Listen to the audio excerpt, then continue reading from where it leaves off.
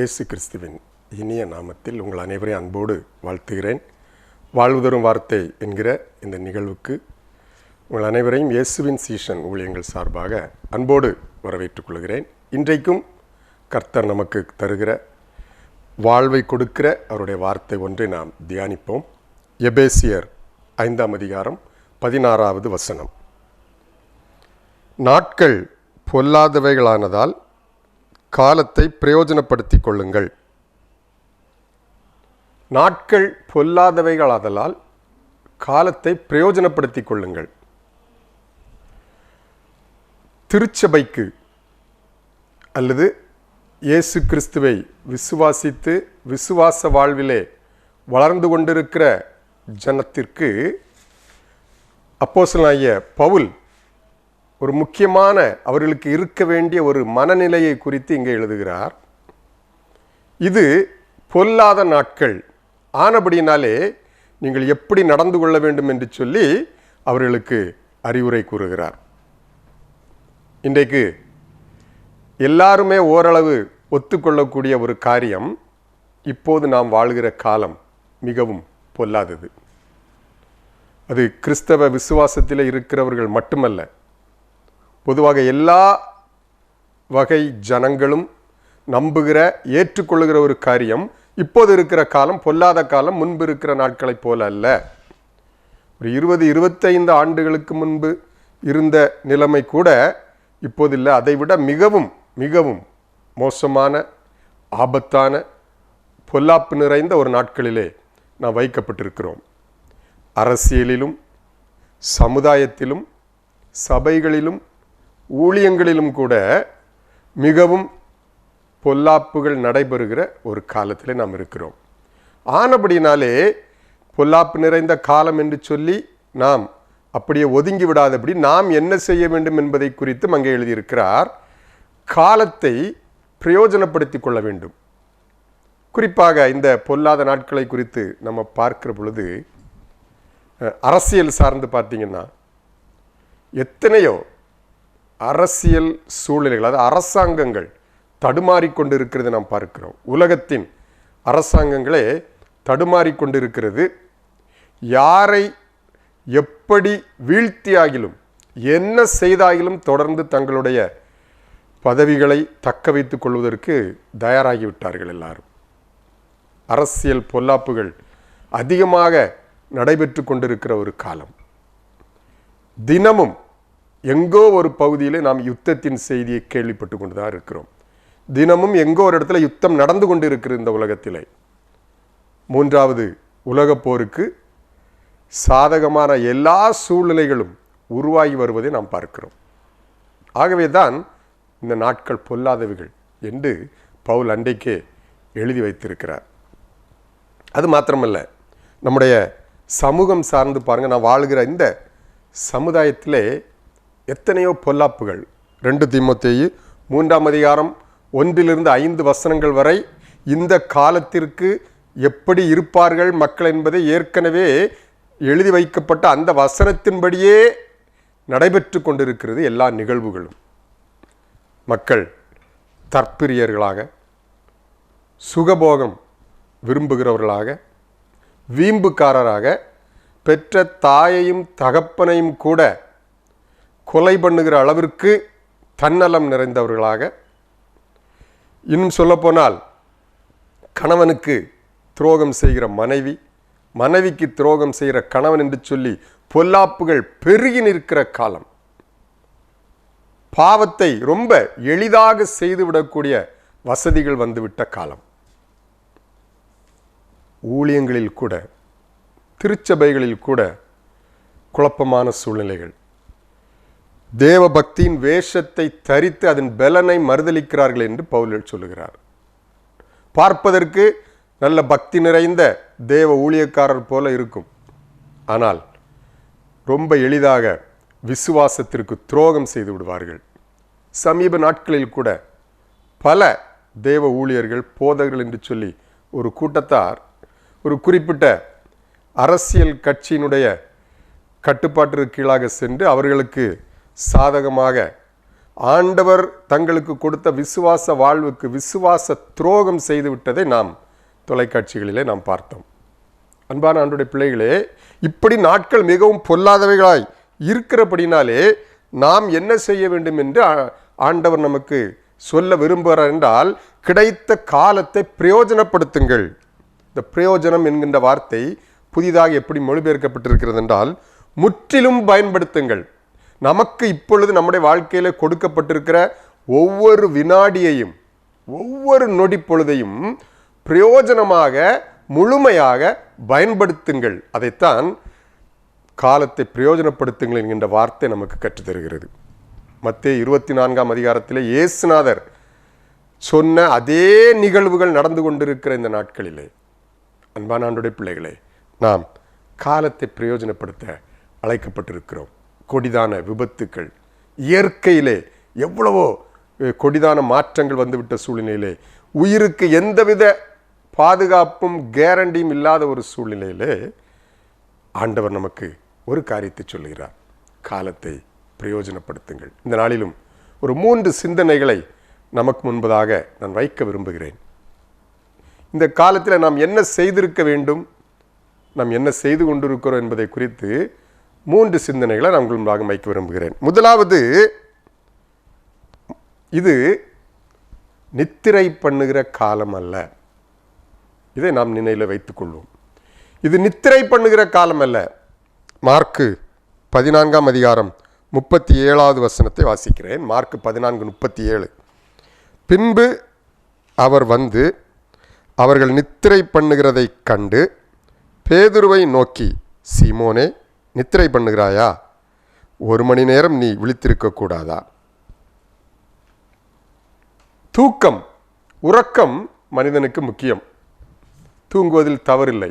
நிச்சயமாக ஒரு ஆரோக்கியமான சரீரத்திற்கு 8 மணி நேரம் உறங்க வேண்டும் என்பது கட்டாயம். தூங்குவதில் எந்த தவறும் இல்லை. ஆனால் தூங்குகிற நேரம் ரொம்ப முக்கியம். பேதுரு தூங்க வேண்டிய நேரம் அல்ல அது. அந்த நிகழ்வை நாம் சற்று ஆராய்ந்து பார்த்தால், சிலுவை மரணத்திற்கு முந்தின நாள் இரவிலே கெத்செமனே என்கிற தோட்டத்திலே இயேசுநாதர் மிகுந்த வியாகுலத்தோடு தன்னுடைய வியாகுலத்தை எல்லாம் பேதுருவிடத்தில் ஷேர் பண்ணுகிறார். என் ஆத்மா ரொம்ப கஷ்டமா இருக்குது. மிகுந்த வியாகுலத்தோடு அவர் ஜபித்து கொண்டிருக்கிறார். இரத்தத்தின் வேர்வை துளிகளாக விழுந்து கொண்டிருக்கிற அளவிற்கு வியாகுலத்தோடு இயேசுநாதர் ஜபித்து கொண்டிருக்கிறார். பக்கத்திலே பேதுரு நித்திரை செய்து கொண்டிருக்கிறார். அதான் சொன்னேன், நித்திரை தவறல்ல, நித்திரை செய்ய வேண்டிய நேரம் இது அல்ல. எனவே ஆண்டவர் பேதுருகிட்ட இந்த காரியத்தை ரொம்ப அருமையாக சொல்லுகிறார். பாருங்க, நைஸா சொல்றாரு. பேதுரு, இது நீ நித்திரை பண்ணுகிற காலம் அல்ல என்பதை எப்படி சொல்லுகிறார் என்றால், சீமோனே, நித்திரை பண்ணுகிறாயோ? இது அதற்குரிய காலமா? தூங்க வேண்டிய காலமா இது? பேதுரு ஒரு சீனியர் டிசைபிள், அதாவது ஒரு மூத்த சீஷன். இயேசுநாதருடைய எல்லா அற்புதங்களிலும் அவர் எங்கு சென்றாலும் முன்னின்று எல்லா காரியங்களை கவனிக்கிறவர். எல்லாரை விடவும் மிகவும் வயதிலே மூத்தவர், திருமணமானவர். ஆன பொழுதிலும் ஆண்டவர் அடிக்கடி பேதுருவிடத்தில் சில காரியங்களை சொல்லியிருந்தார். பேதுருவுக்கு வரப்போகிற ஆபத்துகளை கூட ஆண்டவர் சொல்லியிருந்தார். ஒரு முறை சொன்னார், எல்லாரும் என்னை விட்டு ஓடி போய் விடுவீர்கள் என்று சொல்லி. அப்பொழுதும் பேதுரு அதை பெரிதாக எடுத்துக்கொள்ளவில்லை. இன்னொரு முறை சொன்னார், பேதுருவே, நீ 3 முறை என்னை மறுதலிப்பாய் என்று சொல்லி. அதற்கும் பேதுரு அதை பெரிதாக எடுத்துக்கொள்ளவில்லை. அப்படிலாம் செய்ய மாட்டேன் என்று சொல்லிவிட்டார். இன்னொரு தடவை சொன்னார், சீமோனே, சாத்தான் உன்னை சுளகினால் கோதுமையை புடைப்பது போல புடைத்தெடுப்பதற்கு என்னிடத்திலே அனுமதி கேட்டிருக்கிறான். நான் உனக்காக ஜெபித்திருக்கிறேன். எவ்வளவு பெரிய காரியம் பாருங்க. பேதுருடைய வாழ்க்கையிலே எவ்வளவு ஜெபம் அவசியமாயிருந்திருக்கிறது. விழித்திருந்து ஜெபிக்க வேண்டிய ஜெபம் பேதுருவுக்கு மிகவும் அவசியமாயிருந்தது. ஏனென்றால் இயேசுநாதர் சொல்லிவிட்டார், இவ்வளவு பிரச்சனைகள் இருக்கிறது, என்னை மறுதலிக்க போகிறாய், என்னை விட்டு ஓடிவிடப் போகிறாய். சாத்தான் உன்னை சுளையினாலே புடைப்பது போல புடைத்தெடுக்க போகிறான். ஆனபடினாலே ஜெபம் உனக்கு எவ்வளவு அவசியம். உண்மையிலே பேதுரு ஆண்டவர் சொன்ன இந்த காரியத்தை கேட்டு விழித்திருந்து, அதாவது தூங்காம அந்த அர்த்தம் அல்ல, ஆவியிலே விழிப்போடு இந்த காரியங்களுக்காக பேதுரு ஜெபித்திருப்பார் என்று சொன்னால், விழித்திருந்து ஜெபித்திருப்பார் என்று சொன்னால் நிச்சயமாக இந்த சோதனைக்கு அவர் தப்பி இருக்க முடியும். அதைத்தான் இயேசு கெத்செமனே தோட்டத்தில் சீஷர்களுக்கு சொல்லிக் கொடுத்தார், பேதுருக்கு சொல்லிக் கொடுத்தார். நீ சோதனைக்கு உட்படாதபடி விழித்திருந்து ஜெபம் பண்ணுங்கள். ஆனால் பேதுருவோ சாதாரணமான மனிதர்கள் தூங்குவது போல அவரும் அந்த இடத்திலே நல்ல குரட்டை விட்டு தூங்க ஆரம்பித்து விட்டார். அதனால தான் ஆண்டவர் வந்து சொன்னார், சீமோனே நித்திரை பண்ணுகிறாயோ? இது நித்திரை பண்ணுகிற நேரமா? இது நித்திரை பண்ண வேண்டிய காலமா? இன்றைக்கும் ஆண்டவர் அன்பான ஆண்டுடைய பிள்ளைகளை நம்மை பார்த்து சொல்லுகிறார், இது தூங்க வேண்டிய காலம் அல்ல, இது விழித்திருந்து ஜெபிக்க வேண்டிய காலம். உங்கள் குடும்பத்திலே, உங்கள் சபையிலே, உங்கள் ஊழியங்களிலே, உங்களுடைய தேசத்திலே எத்தனையோ பொல்லாப்புகள் நிறைந்திருக்கிறபடினாலே இது நீ தூங்க வேண்டிய காலம் அல்ல, விழித்திருந்து ஜெபிக்க வேண்டிய ஒரு காலம் என்று சொல்லி ஆண்டவர் சொல்லுகிறார். விழித்திருந்து ஜெபிக்க தவறினால் என்ன நடக்கும் தெரியுமா? மத்தேயு 13ஆம் அதிகாரம் 25வது வசனத்தை நான் வாசிக்கிறேன். மனுஷர் நித்திரை பண்ணுகையில் அவனுடைய சத்துரு வந்து கோதுமைக்குள் களைகளை விதைத்து விட்டு போனான். ஒருவேளை இது நித்திரை பண்ணுகிற காலம் அல்ல, விழித்திருந்து ஜெபிக்க வேண்டிய காலம் என்று ஆண்டவர் சொன்ன ஒருவேளை நாம் நித்திரை பண்ணினால் என்ன ஆகும் தெரியுமா? நம்முடைய குடும்பங்களுக்குள்ளே, நம்முடைய சபைகளிலே, ஊழியங்களிலே கூட சத்துரு நாம் தூங்குகிறது நிமித்தமாய் வந்து களைகளை விதைத்து விட்டு போய்விடுவான். களைகள் வளர்ந்து பிற்காலத்திலே மிகப்பெரிய சவாலாக நமக்கு அமையக்கூடிய அளவிற்கு களைகள் வளர்ந்து நிற்கும். இன்றைக்கு நம்முடைய குடும்பத்திலே அநேக பிரச்சனைகள் முளைத்து எழும்பி மரம் போல தழைத்து நிற்பதற்கு காரணம் என்றோ ஒரு நாள் நாம் விழித்திருந்து ஜெபிக்க தவறியது என்பதை நாம் மறந்துவிடக்கூடாது. என்றோ ஒரு நாள் நாம் விழித்திருந்து ஜெபிக்க தவறியது நிமித்தமாய் ஊழியத்திலே இவ்வளவு பிரச்சனைகள் எழும்பி இருக்கிறது. என்றோ ஒரு நாள் நாம் விழித்திருந்து ஜெபிக்க தவறியது நிமித்தமாய் சபைகளிலே, வீட்டிலே இவ்வளவு பிரச்சனைகள் எழும்பி இருக்கிறது. சத்துரு அன்றைக்கு விதைத்த களை இன்றைக்கு முளைத்து மரமாக நிற்கிறது. இதற்கு காரணம் நாம் தூங்கினதுதான். ஆனால் தான் பவுல் சொல்லுகிறார், நீங்கள் நாட்கள் பொல்லாத காலத்தை பிரயோஜனப்படுத்துங்கள், தூங்கி உறங்கி அந்த காலத்தை நீங்கள் வீணடிக்க வேண்டாம், விழித்திருந்து ஜெபிக்க கற்றுக்கொள்ளுங்கள் என்று சொல்லி அன்றைக்கு பவுல் நமக்கு எச்சரிக்கிறார். அன்பான ஆண்டுடைய பிள்ளைகளே, ஒரு காலத்தில் நம்ம ஜாலியாக இருந்தோம். 20-30 வருஷத்துக்கு முன்னாடி ஒருவேளை யாரும் எப்படி வந்துட்டு போட்டோம், எந்த ஆட்சியும் வரட்டும், யாரும் வரட்டும், சபையில் எப்போ எதுவும் நடக்கட்டும் என்று சொல்லி நம்ம இருக்கலாம். ஆனால் இது அதற்குரிய காலம் அல்ல. விழித்திருந்து ஒவ்வொரு காரியங்களையும் பார்த்து பார்த்து கவனத்தோடு ஜெபிக்க வேண்டிய காலம். இது தூங்குகிற நாட்கள் அல்ல. இன்றைக்கு ஆண்டவர் நம்மிடத்திலும் அதே கேள்வி கேட்கிறார். பேதுருவிடத்தில் இயேசுநாதர் கேட்ட அதே கேள்வி, சீமோனே நித்திரை பண்ணுகிறாயா? நம்மை பார்த்து கேட்கிறார், தூங்குறீங்களா? இது தூங்க வேண்டிய காலமா? இன்னொரு வசனத்தை நான் உங்களுக்கு சுட்டி காட்டுகிறேன். புலம்பலின் புஸ்தகம் 2ஆம் அதிகாரம் 18-19 வசனங்களை நான் வாசிக்கிறேன். அவர்கள் இருதயம் ஆண்டவரை நோக்கி கூப்பிடுகிறது. சியோன் குமாரத்தின் மதிலே இரவும் பகலும் நதியளவு கண்ணீர் விடு, ஓய்ந்திராதே, உன் கண்ணின் கருப்பு விழி சும்மா இருக்க விட்டாதே, எழுந்திரு, ராத்திரியிலே முதற் சாமத்தில் கூப்பிடு, ஆண்டவரின் சமூகத்தில் உன் இருதயத்தை தண்ணீரை போல் ஊற்றிவிடு, எல்லா தெருக்களின் முனையிலும் பசியினால் மூர்ச்சித்து போகிற உன் குழந்தைகளின் பிராணனுக்காக உன் கைகளை அவரிடத்தில் ஏறெடு. குழந்தைகள், வாலிபர்கள் எல்லாம் மூர்ச்சித்து கிடக்கிறார்களே, பாவத்திலே விழுந்து கிடக்கிறார்களே, நம்முடைய குடும்பமே தடுமாறி கொண்டு இருக்கிறதே, இது தூங்குகிற காலமா? எழும்பு, பாதி ராத்திரியில எழும்பி உன் கர்த்தரிடத்திலே கைகளை விரித்து உன் குழந்தைகளின் பிராணனுக்காக கண்ணீர் விடு என்று ஆண்டவர் சொல்லுகிறார். ஆன பிறகும் இன்னும் தொடர்ந்து நாம் நித்திரை செய்வோம் என்று சொன்னால் இந்த நாட்களின் தீங்கு நம்மையும் விட்டு வைக்காது என்பதை மறந்துவிடக்கூடாது. அன்பான ஆண்டவருடைய பிள்ளைகளே, முதலாவது ஒரு காரியம், இது தூங்குகிற காலம் அல்ல. விழித்திருந்து ஜெபிக்க வேண்டிய காலம். இரண்டாவது, இது மௌனமாயிருக்கும் காலம் அல்ல. இது மௌனமாக இருக்கும் காலம் அல்ல. 2 ராஜாக்கள் 7ஆம் அதிகாரம் 9வது வசனம். பின்பு அவர்கள் ஒருவரை ஒருவர் நோக்கி, நாம் செய்கிறது நியாயமல்ல. இந்நாள் நற்செய்தி அறிவிக்கும் நாள். நாம் மௌனமாயிருந்து பொழுது விடிமட்டும் காத்திருந்தால் குற்றம் நம்மேல் சுமரும். இப்போதும் நாம் போய் ராஜாவின் அரண்மனையாருக்கு இதை அறிவிப்போம், வாருங்கள் என்றார்கள். இந்த நிகழ்ச்சியை நான் சுருக்கமாக சொல்லிவிடுகிறேன், அப்பொழுது எளிதாக புரியும். இஸ்ரவேல் தேசத்தை, சமாரியாவை சத்துருக்கள், அந்நியர்கள் வந்து முற்றுகையிட்டு விட்டார்கள். முற்றுகை என்றால் ஒரு பட்டணம் இருக்கிறது என்று வைத்துக்கொள்ள, ஒரு ஊர். அந்த ஊரை சுற்றிலும், ஊருக்குள்ளே இருந்து ஜனங்கள் யாரும் வெளியே போக முடியாது, உள்ளேயும் வர முடியாத அளவிற்கு சமாரியாவை சுற்றிலும் முற்றுகை போட்டு விட்டார்கள் சத்துருக்கள். ஊருக்குள்ள இருந்து யாரும் வெளியே வர முடியாது, இங்கிருந்தும் எதுவும் உள்ளே போக முடியாத அளவுக்கு பல நாட்கள் அந்த சமாரியாவை முற்றுகை போட்டு விட்டார்கள். அப்படின்னா உள்ள என்ன என்ன கஷ்டப்படுவாங்க? சாப்பாடு இல்லை. எல்லா வீடுகளிலேயும் உணவு தீர்ந்து விட்டது, சாப்பிடுவதற்கு இல்லை. சின்ன குழந்தைகளை சமைத்து சாப்பிட வேண்டிய அவல நிலை ஏற்பட்டு விட்டது.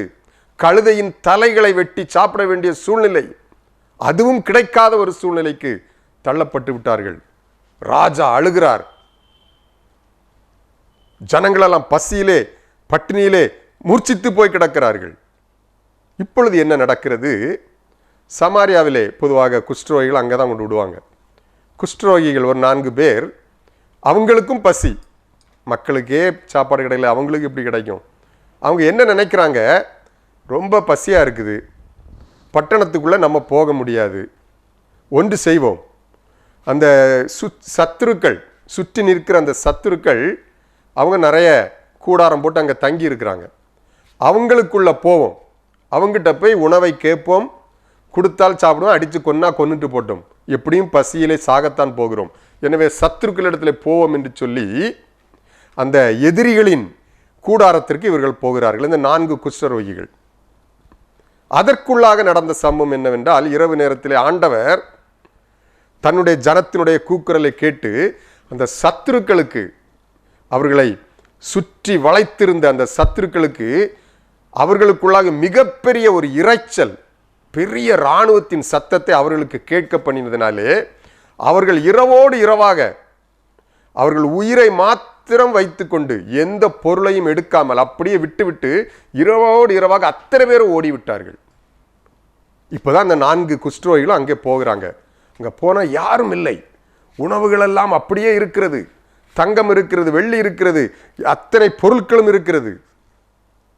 இவங்க நல்லா சாப்பிட்டாங்க, 4 பேரும் நல்லா சாப்பிட்டுட்டு இப்போதான் அவங்க எல்லாருமே 4 பேருமே ஒருவருக்கு ஒருவர் சொல்லுகிறார்கள், நமக்கு நல்ல சாப்பாடு கிடைச்சிட்டு. இந்த செய்தியை, இங்கே உணவு இருக்கிறது, சத்துருக்கள் இல்லை என்கிற செய்தியை உடனடியாக நம்ம ராஜாவின் அரண்மனைக்கு அறிவிக்க வேண்டும். விடியட்டும் என்று கூட நாம் காத்திருக்க வேண்டிய அவசியம் இல்லை, உடனடியாக போய் அறிவிக்க வேண்டும். நாம் மௌனமாக இருந்தால் மிகப்பெரிய பாவம் என்று சொல்லுகிறார்கள். ஏன் தெரியுமா மௌனமாக இருந்தால் பாவம்? ஒருவேளை அந்த இரவு அவர்கள் போய் சொல்லாவிட்டால் அந்த இரவிலே கூட பசியிலே எத்தனையோ உயிர்கள் செத்து போய்விடும். பொழுது விடியட்டும் என்று காத்திருந்தால் கூட பொழுது விடுவதற்குள்ளாக அங்கே பட்டினியிலே அத்தனை பேர் சாக வேண்டிய சூழ்நிலை இருக்கிறது, அவ்வளவு கொடிய பஞ்சம். அதனால தான் அவங்க சொல்றாங்க, இரவோடு இரவாக போய்விடுவோம். ஓடி போய் அந்த செய்தியை அரண்மனை மக்களுக்கு சொன்னார்கள். அத்தனை பேர் வந்து வயிறார சாப்பிட்டு ஆண்டவரை மகிமைப்படுத்தினார்கள். அன்பான ஆண்டவருடைய பிள்ளைகளே, நான் உண்டு என் வேலை உண்டு என்று இருப்பது ஒருவேளை பார்ப்பதற்கு அது ஒரு நீதிமான் போல தோன்றலாம். நான் யாருக்கும் எந்த கெடுதலும் செய்யலை, நான் உண்டு என் வேலை உண்டு என்று இருக்கிறேன் என்று ஒருவேளை நாம் சொல்வோம் என்று சொன்னால் நாம் பாவம் செய்கிறோம். இது அதற்குரிய காலம் அல்ல. நாம் சும்மா மௌனமாக இருக்க வேண்டிய காலம் இது அல்ல. மௌனமாக இருப்பதற்கும் ஒரு காலம் உண்டு. சாலமோன் ஞானி சொல்வது போல, பேச ஒரு காலம் உண்டு, மௌனமாக இருக்கிற ஒரு காலம் உண்டு. ஆனால் இது மௌனமாக இருப்பதற்குரிய காலம் அல்ல. எப்படி அந்த ராஜாவின் அரண்மனை, சமாரியாவில் இருந்த மக்கள் பசியோடு இருந்த பொழுது, பட்டினி கிடந்த பொழுது, இங்கே உணவு இருக்கிறது என்ற செய்தியை சொல்லாமல் அமைதியாக இருந்தால் எப்படி பாவமோ, அதே போல இன்றைக்கு ஆண்டவர் சொல்லுகிறார், இயேசு கிறிஸ்துவினாலே கிடைக்கிற இந்த இலவசமாக கிடைக்கிற அந்த பாவத்தின் மீட்பு, ரட்சிப்பு, விடுதலை, இது அநேகருக்கு சொல்லிவிட வேண்டும். சொல்லாமல் மௌனமாயிருந்தால் மிகப்பெரிய பாவம். ஏனென்று சொன்னால், நாம் சொல்வதற்கு தாமதித்தால் அதற்குள்ளாக அந்த ரட்சிப்பு இல்லாமலேயே அநேகர் மடிந்து விடக்கூடும். அதனால தான் ஆண்டவர் சொல்லுகிறார், இது மௌனமாயிருக்கிற காலம் அல்ல, போய் சொல்லு. அங்கே உணவு இருக்கிறது என்று எப்படி போய் சொன்னார்கள், அதே போல ரட்சிப்பு இருக்கிறது, இலவசமாக ரட்சிப்பு இருக்கிறது. ஏன் இப்படி கிடந்து நீங்கள் பாவத்திலே கஷ்டப்பட வேண்டும் என்று சொல்லி ஜனங்களுக்கு உடனடியாக போய் சொல்ல வேண்டிய காலம் இது என்று ஆண்டவர் சொல்லுகிறார். நம்ம சும்மா இருந்தா, நான் அமைதியாக இருக்கிற ஒவ்வொரு நேரமும் அங்கே ஆத்துமாக்கள் அழிந்து பாதாளத்திற்கு போய் கொண்டிருக்கு. இதை மறந்து விடக்கூடாது. அந்த ஆத்துமாக்களுடைய கணக்கை கர்த்தர் நம்மிடத்திலே கேட்பார். ஆனபடினாலே இது மௌனமாக இருக்க வேண்டிய காலம் அல்ல. இன்னொரு நிகழ்வை நான் வேதத்திலிருந்து சுட்டி காட்ட விரும்புகிறேன். இந்த மௌனத்திற்கு பல காரணம் இருக்குது. சும்மா இருக்கிறதுக்கு பயம், இன்னும் என்கிட்ட பலம் இல்லை, இப்படிலாம் சொல்லி நம்ம மௌனமாக இருப்போம். எஸ்தர் என்கிற ஒரு புஸ்தகம் இருக்கிறது. அந்த எஸ்தர் என்ற ராஜாத்தின் காலத்திலே ஒரு நாடு, இரண்டு நாடு அல்ல, 127 நாடுகளை சேர்த்து ஒரு பேரரசு, பெர்சிய பேரரசு அங்கே இருக்கிறது, மேதியர்கள். அதிலே ராஜாவின் அரண்மனையிலே ஒரு மிகப்பெரிய வசதியான வாழ்வு எஸ்தருக்கு கிடைக்கிறது. எஸ்தர் யூத பெண்மணி. எஸ்தருடைய உறவினர் மொர்தகாயும் அந்த அரண்மனையிலே பணிபுரிகிறார். இப்பொழுது யூதர்கள் அங்கே இல்லை, உலகத்தின் பல பகுதிகளிலே சிதறி இருக்கிறார்கள். அங்கே எருசலேமிலேயும் நிறைய பேர் இருக்கிறாங்க. இப்பொழுது ஆமான் என்கிற ஒரு சத்துருவி நிமித்தமாய் ஒரு சட்டம் பிறப்பிக்கப்பட வேண்டிய ஒரு சூழ்நிலை ராஜாவுக்கு வந்து என்ன அப்படின்னா, உலகம் எங்கும் இருக்கிற யூதர்கள் அழிக்கப்பட வேண்டும். இந்த மொர்தகாய் உட்பட உலகம் எங்கும் இருக்கிற யூதர்கள் அழிக்கப்பட வேண்டும் என்று ராஜாவே முத்திரை போட்டு ஒரு சட்டம் பிறப்பிக்க வேண்டிய ஒரு சூழ்நிலை வந்தது. இந்த எஸ்தருக்கு சேஃப் தான், ஓகே. இந்த எஸ்தர் ஒரு பிரச்சனை இல்லை, அவங்களுக்கு ராஜ வாழ்க்கை தான், நான் உண்டு என் வேலை உண்டு அப்படின்னு இருந்தால், நான் யாருக்கும் எந்த கெடுதலும் செய்யவில்லை என்று அந்த எஸ்தர் அமைதியாக இருந்திருந்தால் உலகம் முழுவதும் இருக்கிற யூதர்கள் அழிந்திருப்பார்கள், தேவ ஜனம் அழிக்கப்பட்டிருக்கும். ஆனால் எஸ்தருக்கு மொர்தகாய் ஒரு காரியத்தை சொல்லி அனுப்பினார். ஏம்மா, இது நீ மௌனமாக இருக்க வேண்டிய காலம் அல்ல. எஸ்தர் 4ஆம் அதிகாரம் 14வது வசனத்தை வாசிப்போம் என்று சொன்னால், நீ இந்த காலத்திலே மௌனமாயிருந்தால் யூதருக்கு சகாயமும் ரட்சிப்பும் வேறொரு இடத்திலிருந்து எழும்பும். அப்பொழுது நீயும் உன் தகப்பன் குடும்பத்தாரும் அழிவீர்கள். இப்படிப்பட்ட காலத்துக்கு உதவியாக இருக்கும்படி உனக்கு ராஜமேன்மை கிடைத்திருக்கலாமே.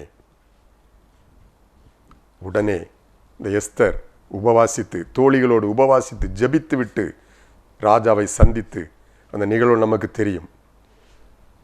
எல்லா யூதர்களுக்கும் ஒரு மிகப்பெரிய வாழ்வு கிடைக்கும்படி இந்த எஸ்தர் காரணமாக இருந்தால், எஸ்தர் மட்டும் மௌனமாக இருந்திருந்தால், எனக்கென்ன, நான் தான் யாருக்கும் எதுவும் கெடுதலும் பண்ணவில்லையே என்று சொல்லமாக எஸ்தர் இருந்திருந்தால் கர்த்தருடைய ஜனம் அழிக்கப்பட்டிருக்கும்.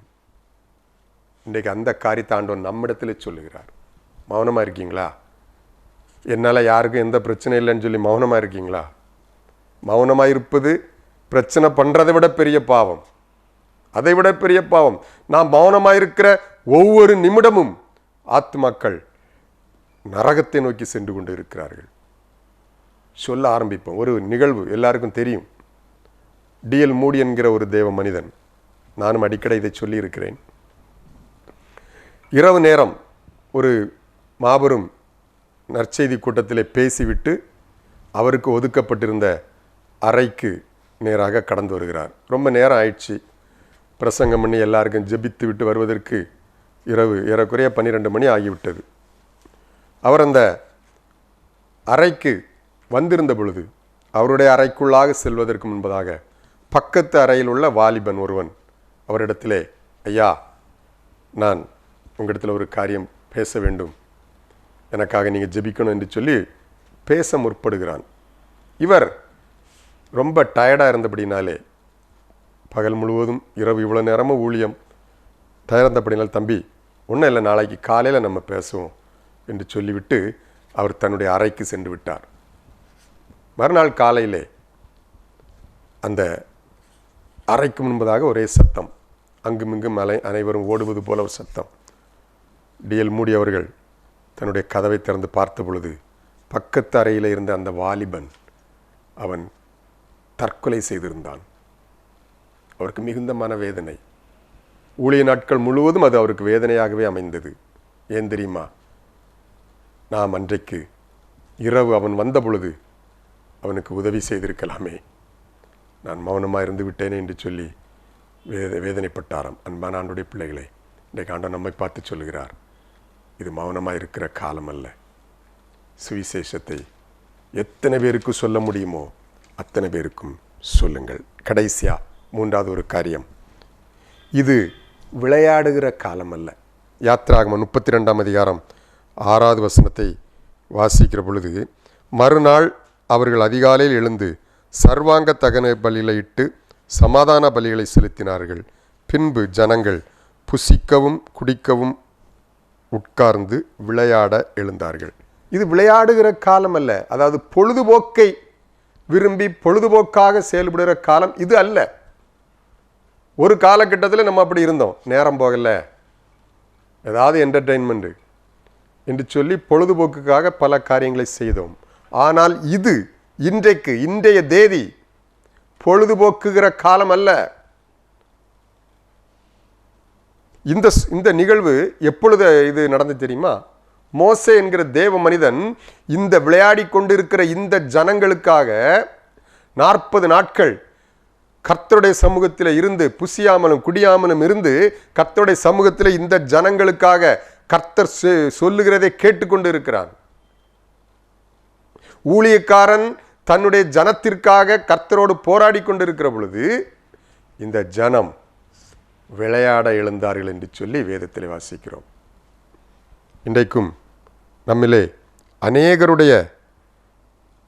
அநேகருடைய மனநிலை இப்படி தான் இருக்கிறது. நேரம் போகல, ஏதாவது செய்வோம். இல்லை, இது அதற்குரிய காலம் அல்ல. இணைந்து ஊழியக்காரர்களோடு ஊழியம் செய்வர்களோடு இணைந்து அவர்களுக்கு கரம் கொடுத்து நாமும் அவர்களுக்கு உறுதுணையாக இருந்து ஆண்டோடைய ஊழியத்தை நிறைவேற்ற வேண்டிய கட்டாயத்தில் நாம் இருக்கிறோம். மத்தேயு எழுதின சுவிசேஷம் 24ஆம் அதிகாரம் 37, 38, 39 வசனத்திலே வாசிக்கிற பொழுது கூட நோவாவின் காலத்தில் நடந்தது போல மனுஷகுமாரனுடைய காலத்தில் நடக்கும். ஏன்னா அன்றைக்கு நோவா பேழையை செய்த பொழுது ஜனங்கள் எல்லாரும் அவங்க வேலையை பார்த்துட்டு ஜாலியாக இருந்தாங்க. பெண் கொடுத்தும் பெண் எடுத்தும் புசித்தும் குடித்தும் ஜனங்கள் ஜாலியாக இருந்தாங்க. நோவா மிகுந்த பாரத்தோடு பேழையை செய்து கொண்டிருக்கிறார். இயேசு சொல்லுகிறார், கடைசி நாட்களிலும் அப்படியே இருக்கும். நோவாவின் காலத்தில் என்ன நடந்ததோ அதே போல மனுஷகுமாரனுடைய காலத்திலும் இருக்கும். ஆனால் நீங்கள் அப்படி இருக்கக்கூடாது. இன்னைக்கு அப்படிதானே இருக்குது.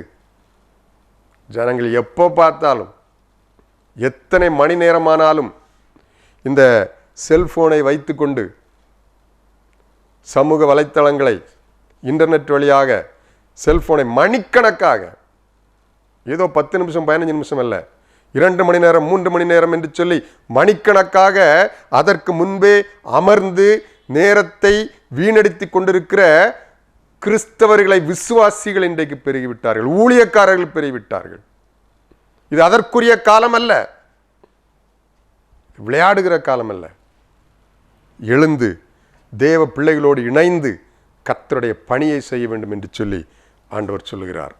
மலையிலே யுத்தம் நடந்து கொண்டிருந்த பொழுது ஜனங்கள் யுத்தம் செய்து கொண்டிருக்கிறார்கள். மோசே தன்னுடைய கையை உயர்த்துகிற பொழுதெல்லாம் இஸ்ரவேலர் வெற்றி பெற்றார்கள். கையை எப்பொழுது கீழே போட்டாரோ அப்பொழுது சத்துரு மேற்கொண்டான். ஆனபடினாலே ஆரோன், ஊர் என்ற 2 பேர் வந்து கையை தூக்கி பிடித்தார்கள். மோசேனுடைய கையை தூக்கி பிடித்தார்கள். தேவ ஜனத்துக்கு வெற்றி கிடைத்தது. இன்றைக்கு நான் அதைத்தான் சொல்லுகிறேன். இந்த உலகத்தில் ஒரு நிமிஷத்தை கூட வீணடித்து விடாதபடி உங்கள் குடும்பத்திற்காக, உங்கள் திருச்சபைக்காக, உங்கள் தேசத்திற்காக ஜெபிக்கவும், மௌனமாயிராமல் ஆண்டவருடைய சுவிசேஷத்தை சொல்லவும், விளையாடாமல், நேரத்தை வீணடிக்காமல் ஊழியங்களிலே பங்கு பெறவும் கர்த்தர் அன்போடு அழைக்கிறார். இதைத்தான் பவுல் சொன்னார், காலத்தை பிரயோஜனப்படுத்திக் கொள்ளுங்கள். அன்பான ஆண்டவருடைய பிள்ளைகளே, இந்த கொடிய காலகட்டத்திலே இனி கர்த்தர் நமக்கு கிருபையாக கொடுத்திருக்கிறது. நம்மெல்லாம் என்னைக்கோ செத்து போயிருக்க வேண்டும். கூடுதலாக ஒவ்வொரு நாட்களையும் தருகிறார். கர்த்தர் தருகிற இந்த கூடுதல் நாட்களிலே ஒவ்வொரு நொடி பொழுதையும் கர்த்தருடைய நாம மகிமைக்காக பயன்படுத்த நாம் தீர்மானிப்போம். 3 நிகழ்வுகளை நான் உங்களுக்கு சொல்லியிருக்கிறேன், மறந்துவிட வேண்டாம். இது நித்திரை பண்ணுகிற காலம் அல்ல, இது மௌனமாயிருக்கிற காலமும் அல்ல, இது விளையாடுகிற காலமும் அல்ல. ஆண்டவருக்காக பிரயாசப்பட வேண்டிய காலம். ஆண்டவர் இந்த வார்த்தைகளால் நம்மை ஆசீர்வதிப்பாராக. ஆமேன். ஜெபிப்போமா? நல்ல தகப்பனே, நாங்கள் ஒரு கொடிதான காலகட்டத்தில் வைக்கப்பட்டிருக்கிறோம். இதை ஜனங்கள் உணர்ந்து கொள்ள உதவி செய்யுங்க. இந்த காலத்தின் நிலைமையை உணர்ந்து கொள்ள உதவி செய்யுங்க ஆண்டவரே. என் நாட்களை எண்ணும் அறிவை எனக்கு தாரும் என்று சொல்லி மோசே ஜெபித்தது போல நான் எப்படிப்பட்ட நிலைமையில் இருக்கிறோம் என்பதை உணர்ந்து கொள்ளுகிற உணர்வை தாரும். விழித்திருந்து ஜெபிக்க கிருபை தாங்க ஆண்டவரே. மௌனமாயிராமல் உம்முடைய நாமத்தை அறிவிக்கிற கிருபைகளை தாங்க. நாங்கள் பொழுதுபோக்குக்காக நேரத்தை வீணடிக்காமல் உமக்காக எழும்புகிற நானும் என் வீட்டாருமோ என்றால் கர்த்தரையே சேவிப்போம் என்று யோசுவாவை போல குடும்பமாக உம்முடைய பணியை செய்வதற்கு ஒவ்வொருவரும் உதவி செய்யுங்க ஆண்டவரே. இந்த செய்தியை கேட்டுக்கொண்டிருக்கிற அத்தனை பேருக்கும் காலத்தை பிரயோஜனப்படுத்திக் கொள்கிற கிருபைகளை கொடுங்க. உம்முடைய கரத்தில் அர்ப்பணிக்கிறோம். நீரை மகிமைப்படும் இயேசுவின் மூலம் ஜெபிக்கிறோம் நல்ல பிதாவே. ஆமென்.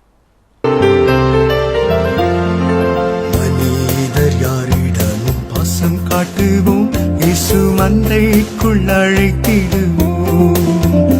அதி உற்சாகமாய் அதி சீக்கிரமாய் ராஜா பாதையை செம்மையாக்குவோம். நம் இயேசு ராஜாவே வேகம் வராரே, அதிவேகமாய் செயல்படுவோம். அல்லேலூயா.